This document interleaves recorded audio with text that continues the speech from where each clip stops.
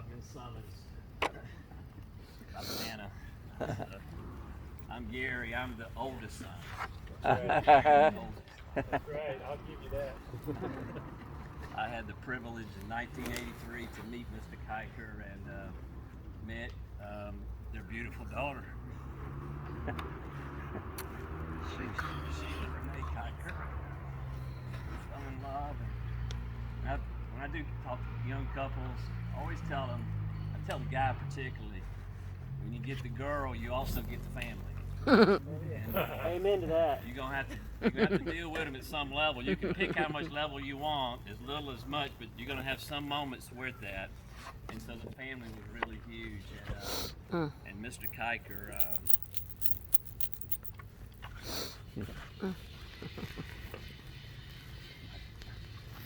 my second dad, had a great father.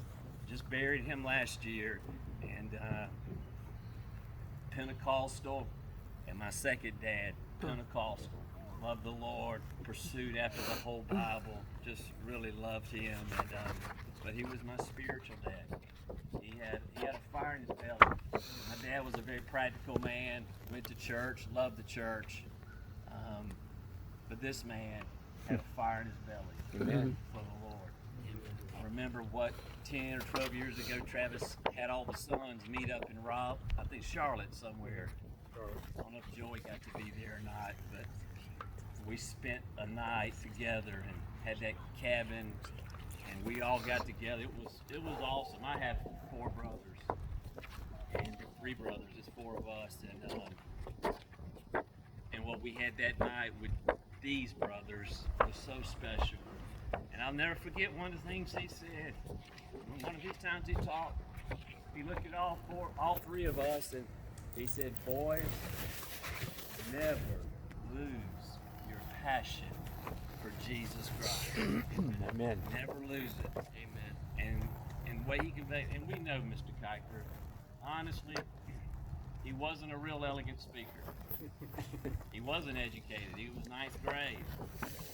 He didn't grow to a big church. He just had small, humble churches. But boy, could he preach. And his life was just awesome. There's so many lessons, so many things.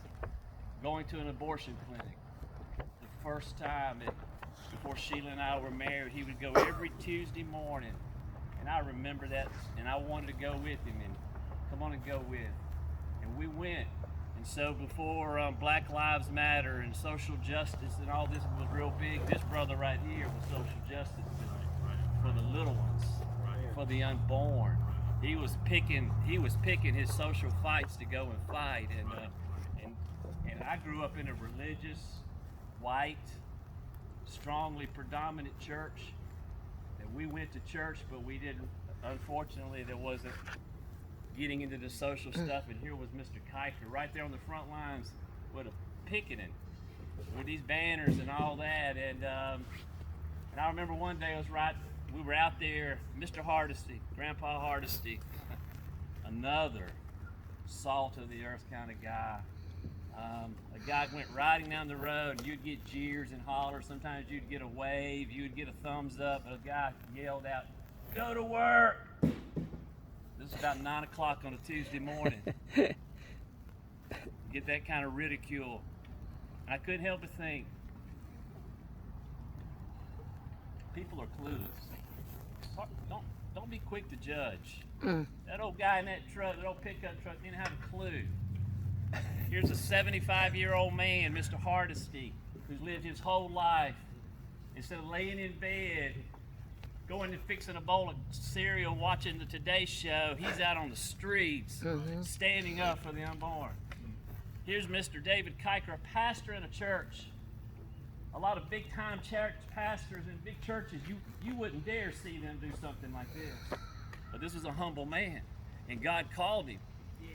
And he might not have could have preached, and he might not have had a big church and a big crowd, but buddy, he was there. That was just a piece of it. And here I was working second shift. I had just got off at 12:30. And it's 7 o'clock, 8 o'clock in the morning. I'm on the sidewalk picking it. So, Bubba, you ain't got a clue. I tell somebody to go get a job and go to work. You don't know. But this man led it. And that put something inside of me. Just an incredible, incredible man of God. And he gave me something too. He gave me 2 beautiful daughters from Sheila. Sheila was 29 years old when she died. And it's not right for a man to have to bury his baby, his daughter. It wasn't right for y'all to have to do that. I can't imagine. One of my daughters died at 29 years old. But I saw him stand with grace under fire. Beautiful. Just awesome. And Lord, I want to be like him. And you guys talking about the mantle. We went to the funeral home just a moment ago. I got to see him before they wouldn't let us do it out here if we didn't want to do it, but I got to see his body. And my cry. God, I want a double portion. I want a double portion of what this man's got. I want it in my life. I want it in my life. And most of you guys, I'm talking to the choir here. You guys are awesome to be here today, but I know there's probably somebody in here, in this crowd. Do it. You're just on the fringe. You're looking on and you just got invited and you just kind of happen to show up and you're welcome. This is awesome. Travis, this is beautiful, man. Thank you, Becky, for hosting this. That's right. If you're here this morning today and you're on the fringe, here's an invitation. Come on. To step into something fuller, to step into something richer. Amen. This man might not have could have talked in the last 5 years. He struggled with it. But boy, his life preached loud, bold, and strong. So no matter what your giftings are, you might say, well, I'm not much of nothing. That's great. You're in a great position. God likes it when we don't have much of nothing. He can use it in a powerful way. Amen. So Yep. I love y'all, and I love this man. There's been times I suffer from depression or discouragement, and I would think about him. How many times? Because I saw at times he didn't have a lot because he made a decision. He's going to go after God. He could have kept with the logging company and been real wealthy and had all kind of stuff. And I know he saw his family and wish he could have provided more and done more. So he had plenty of opportunity. I remember one time in a hospital. You never saw him go to the hospital. I remember one time he did. He got a piece of metal in his eye. I don't know if you remember that. They sent him to the hospital for a piece of metal in his eye. He was fit to be tied, but he submitted. He went. I remember going up to the hospital room. He had his pajamas on, but he had one leg hanging out of the bed. He was ready to go. And he was quoting scriptures. The Lord's going to heal me. The Lord's going to raise. This thing's not going to get infected. And sure enough, by the next day or that afternoon, he was out of there. So he knew how to put his faith to work. So thank you for sharing these stories today. Of reminding me of who he is and what he is. And we're going to get to do some more of this. 25th? 25th. Yeah. Awesome. Amen. Thank you. Thank you. Anybody else? We're going on the last call now. Memory, stories, testimonies. Yeah, you close it up. I'm good. Let me share a little something real quick before y'all move along. My name's Dean and my wife Pam.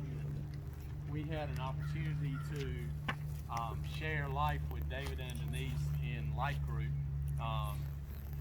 Probably, I guess, about 5 years ago, maybe, is when y'all kind of came into our life and all that. And I knew stories about David and what he did and how he was with Oral Roberts and all that stuff. And I'll be honest here before you all that oftentimes my prayers for David were always selfish prayers because I wanted the Lord